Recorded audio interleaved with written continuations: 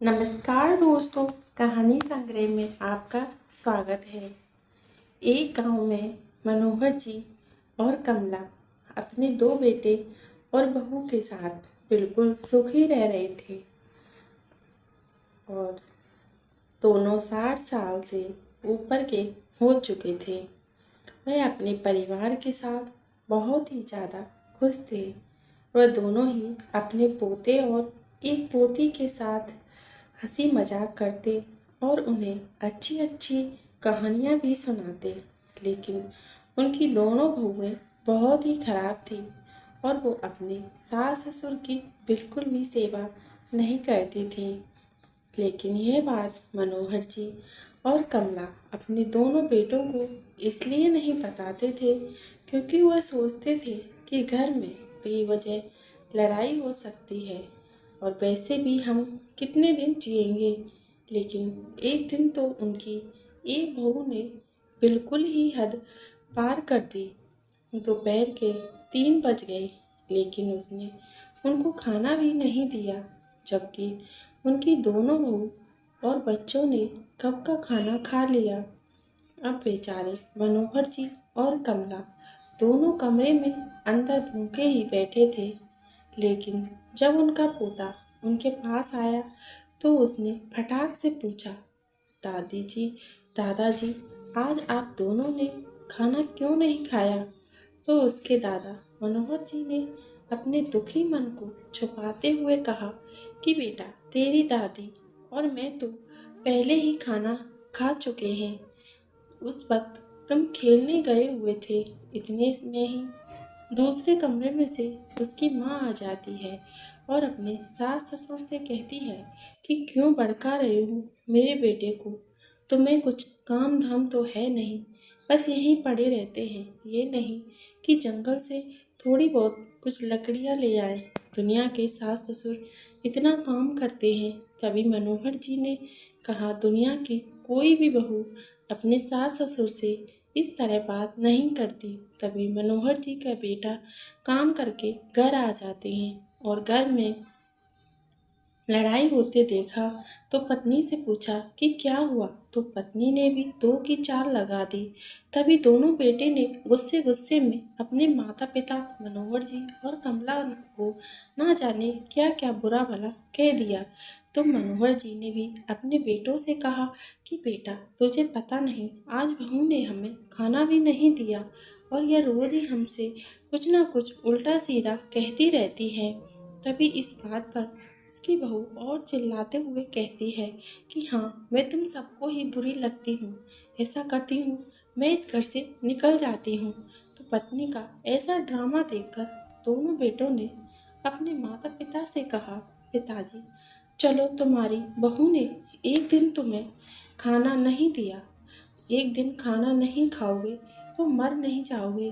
तभी अपने बेटों के मुंह से ऐसी बातें सुनते ही उनके माता पिता की आंखों में दर्द भरे आंसू आ जाते हैं और वो चुपचाप रोते हुए अपने कमरे में चले जाते हैं। मनोहर जी और कमला बिल्कुल ही टूट चुके थे और अब तो वह रोज ही अपनी पत्नी के कहने पर अपने माता पिता को कुछ ना कुछ उल्टा सीधा कहते ही रहते थे।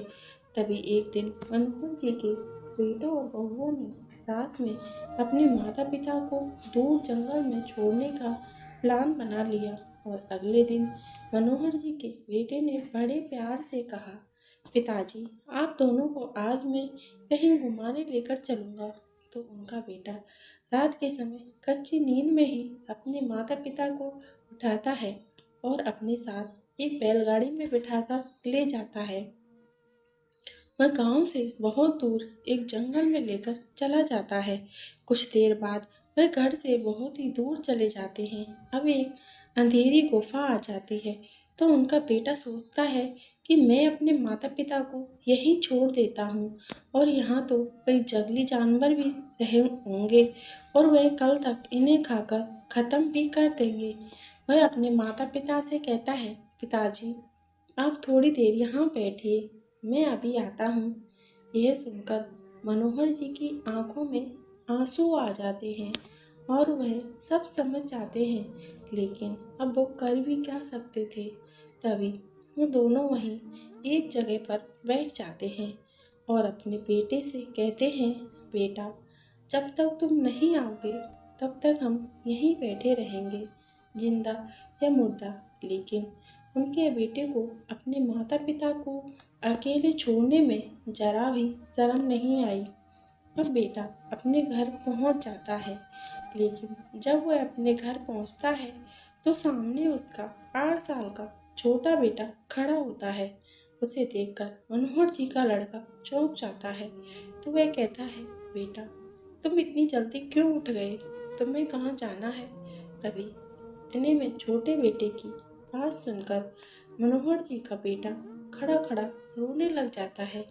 उस छोटे बच्चे ने अपने पिता से कहा कि पिताजी, मैं भी यहाँ रात से ही बैठा हूँ। अब मैं जल्दी बड़ा होकर धूमधाम से अपनी शादी करूँगा, और जैसा आप दादा दादी से उल्टा सीधा कहते हैं, मैं भी आपसे खूब उल्टा सीधा कहूँगा। जैसे आप माँ की कही बातों को मानकर दादाजी का अपमान किया, ठीक वैसे ही मैं रोज अपनी पत्नी की बातें मानकर आपका रोज खूब अपमान करूँगा। और हाँ पिताजी, आप तो दादाजी को सिर्फ जंगल में ही छोड़कर आए हैं, लेकिन मैं ऐसा नहीं करूँगा।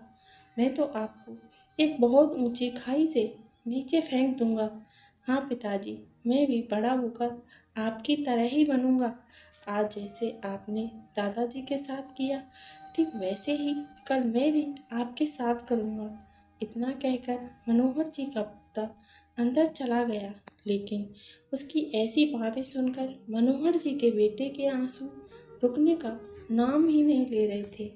और अब उसे अपनी छवि खुद के बेटे में नजर आ रही थी। तभी तो बिना रुके ही रोते हुए अपने माता पिता के पास उस जंगल में पहुंच गया, जहां उन्हें वह छोड़कर आया था। वहां पहुंचते ही वह अपने माता पिता के पैरों में गिरकर माफ़ी मांगने लगा, और उनके माता पिता ने तुरंत ही माफ़ कर दिया। फिर वह उन्हें अपनी बैलगाड़ी में बिठाकर घर ले आया, और घर आकर उसने अपने छोटे बेटे से शिक्षा से सबको समझाया। और फिर उसने अपने माता पिता को जीवन में बिल्कुल भी दुख नहीं दिया। दोस्तों, यह बात सच है। आज हम जैसा अपने माता पिता के साथ करेंगे, कल वैसा ही हमारे बच्चे हमारे साथ करेंगे।